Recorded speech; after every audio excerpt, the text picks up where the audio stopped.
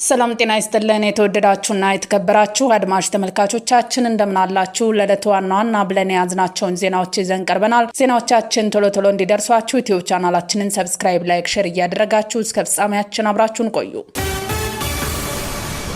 የህወሓት ታጣቂዎች ከግዳጅ አፈሳ ለማምለጥ በውቅሮ ማራይ የሞከረውን ወጣት ገደሉ። በትግራይ ክልል ውስጥ የህዝቡን ሰላምና ነጻነት በመንጠቅ ስልጣኑን ለማስቀጠል የሚንቀሳቀሰው የህወሓት ቡድን በንጹሃን ዜጎች ላይ እያደረሰ ያለው ግፍና በደል አሁንም እንደቀጠለ ነው። በትግራይ ልዩ ልዩ አካባቢዎች ላይ ቡድኑ በከፈተው መጠነ ሰፊ የግዳጅ አፈሳ በርካታ ወጣቶች ያለ ፍላጎታቸው በህወሓት ታጣቂዎች ታፍሰው ተወስደዋል። በአራት አውቶቡሶች ሙሉ ተገደው የተጫኑት እነዚህ ወጣቶች ውቅሮ ማራይ ወደ ተባለው አካባቢ ወስደዋቸዋል። ይህ በኃይል ታፍሶ የመውሰድ ሰብአዊ መብት ረገጣ ያንገሸገሸውና ነጻነቱን ለማስከበር የሞከረው አንዱ ወጣት ከታጣቂዎቹ እጅ ለማምለጥ ከአውቶቡስ ላይ ዘሎ ለመሸሽ ጥረት አድርጎ ነበር። ሆኖም ግን ለሰው ልጅ ህይወት ምንም አይነት ግምትና ርህራሄ የሌላቸው የህወሓት ታጣቂዎች ወጣቱን በሰላማዊ መንገድ ከማስቆም ይልቅ የጭካኔያቸውን ጥግ በማሳየት ተከታትለው በመተኮስ ህይወቱ በአሰቃቂ ሁኔታ እንዲያልፍ አድርገዋል። በታጣቂዎች የጭካኔ ተግባር ክፉኛ ያዘነው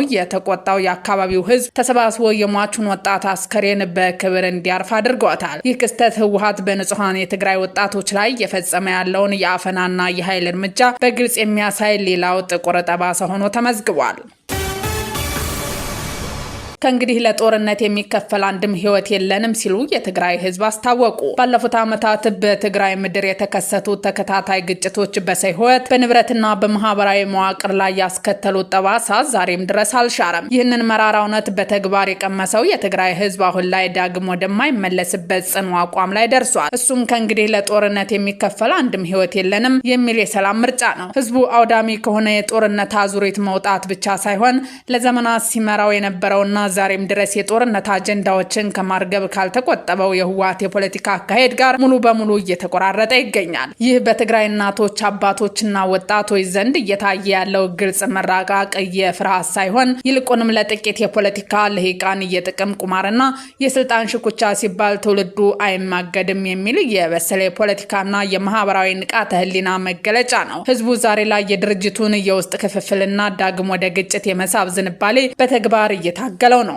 ምክንያቱም የወቅቱ የህዝብ ጥያቄ የጦርነት ቅስቀሳ ሳይሆን የፈረሱ ተፈናቃይ ወደ ቀዬው መመለስ፣ መሰረተ ልማቶችን መልሶ መገንባት፣ ልጆች ማስተማርና የዕለት ተዕለት ኑሮን በሰላም መምራት በመሆኑ ነው። ለዚህ ነው ወጣቱ ከጥፋት ጥሪዎች ጀርባ በማዞር ራሱን ቤተሰቡን ለማዳን ወደ ተረጋጉ የሀገሪቱ ክፍሎች የሚንቀሳቀሰው። በሰሜን ወሎ ዞን መቄት ወረዳ በተካሄደው የህግ ማስከበር ዘመቻ ድል መቀዳጀቱን የሀገር መከላከያ ሰራዊት አስታወቀ። በሰሜን ወሎ ዞን መቄት ወረዳ በተካሄደው የህግ ማስከበር ዘመቻ ድል መቀዳጀቱን የሀገር መከላከያ ሰራዊት አስታውቋል። በሀገር መከላከያ ሰራዊት የ103ኛ ኮር የ65ኛ ክፍለ ጦር ምክትል አዛዥ ሌተናል ኮሎኔል አብዲ መሐመድ እንደገለጹት በወረዳው በአግሪት ክላስተር በተካሄደው የህግ ማስከበር ዘመቻ ላይ የሀገር መከላከያ ሰራዊትና የወረዳው ጥምር ጦር በቅንጅት ባደረጉት ኦፕሬሽን በርካታ የጽንፈኛው ኃይል ሙትና ቁስለኛ ሲሆን አንድ የጽንፈኛ ኃይል መማረኩት ገልጸዋል። በተጨማሪም 2 ብሬን፣ 1 የቃታ ኩሲ መሳሪያ፣ 150 የብሬን ጥይት፣ 3 የብሬን ሽንሽል፣ ጽንፈኛው ሲጠቀምበት የነበረው 1 ባጃጅ፣ ልዩ ልዩ አልባሳትና ሌሎች በርካታ ቁሳቁሶችን መማረክ እንደቻሉ ገልጸዋል። መንግስት ያቀረበውን የሰላም አማራጭ በመቀበል ወደ ሰላም የሚመጡ ኃይሎችን አሁንም በሰላማዊ መንገድ እንቀበላለን ያሉ ሌተናል ኮሎኔል አብዲ መሐመድ ከዚህ ውጪ የሰላም አማራጭን የማይቀበሉ ጽንፈኛ ኃይሎች ላይ አሁንም የተጠናከረ የህግ ማስከበር ስራ እንሰራለን ብለዋል። ህወሓት ከስግኡ ማረሚያ ቤት በርካታ እስረኞችን ለአልቡርሃን በመሸጥ ወደ ሱዳን እያጓጓዛቸው ይገኛል። በርካታ የትግራይ ወጣቶችን ለበሰበሰ ቁምቡላ ሲል ለአልቡርሃን በመሸጥ የትግራይ እናቶችና አባቶችን ያለ ጠዋሪ ቀባሪ ያስቀረው ህወሓት ዛሬም በየመንገድ ወጣቱን እያፈሰ ለአልቡርሃን እየገበረ ነው። ከዚህም ውጭ እያደረገ ላለው የጦርነት ጥሪ ወጣት አዛውንት ሳይል በተገኘ አጋጣሚ ሁሉ እያፈሰ ነው። ከዚህም የተነሳ ቡድኑ ከትግራይ ህዝብ ጋር ከፍተኛ መቃቃር ውስጥ የገባ ሲሆን ልጆቻችንን አንሰጥም ያሉ ወላጆችን ጭምር አፍሶ ወደ ሱዳን መላክ ላይ ተጠምዷል። ቢሆንም ቡድኑ ጭራሽ የትግራይን ህዝብ ሊያንበረክከው አልቻለም። ህዝቡ በተገኘ አጋጣሚ ሁሉ ቡድኑን በውጭ መግቢያ ሳጥቶ እየተቃወመ ነው። ይህ በዓለም አቀፍ ደረጃ ከፍተኛ ትኩረት ያገኘ ሲሆን የዓለም አቀፍ ሚዲያዎችና ተቋማት ጉዳዩን አጀንዳቸው አድርገዋል። ከዚህ የተነሳ የትግራይን ህዝብ የማጥፋት ሱስ ላይ የተጠመደው ይህ የአዛውንቱ ስብስብ ፊቱን ወደ ህግ ታራሚዎች በማዞር ከእስር ቤቱ ወጣት አዛውንት ሳይሆን በጨለማ እያፈሰ ወደ ሱዳን እየላከ ነው። ዛሬ ስጉ ከሚባል ማረቢያ ቤት የደረሰን መረጃ እንደሚያመለክተው ከሆነ ቡድኑ በርካታ የህግ ታራሚዎችን በጨለማ በተለምዶ ኮንቲነር በሚባል መኪና አስጭኗቸው ወደ ሱዳን እየላከ ነው። ይህ ነው የህወሓት ማንነት ፍጹም ሰብአዊነት የጎደለው። ማዕከላዊ ጎንደር ደንቢያ ቀጣና የጽንፈኛ ቡድኑ አከርካሪ ተሰብሯል። በጎንደር ክላስተር እስካሁን እንዲህ አይነት የጠላትን አከርካሪ የሰበረ ጀብድ ተፈጽሞ ያውቅም ቢባል ማጋነን አይሆንም። ጀግናው 74ኛ ክፍለ ጦር ከጎንደር ዙሪያ ተወርውሮ በረቀቀ ወታደራዊ ጥበብ ምስራቅ ደንቢያ ወይና ጣና ቀበሌ ላይ ተሰብስቦ የነበረው ጽንፈኛው ቡድን ከእና አመራሩ ወደ አመድነት ቀይሮታል። ደረጀ በላይና ሰለሞን አጠና ለጊዜው በደንገል ጀልባ ወደ ሳንኪሳ ፈርጥጠው ቢያመልጡም የሚተማመኑ ጦር ግን ወይና ጣና ላይ መለስ አፈር ለብሷል።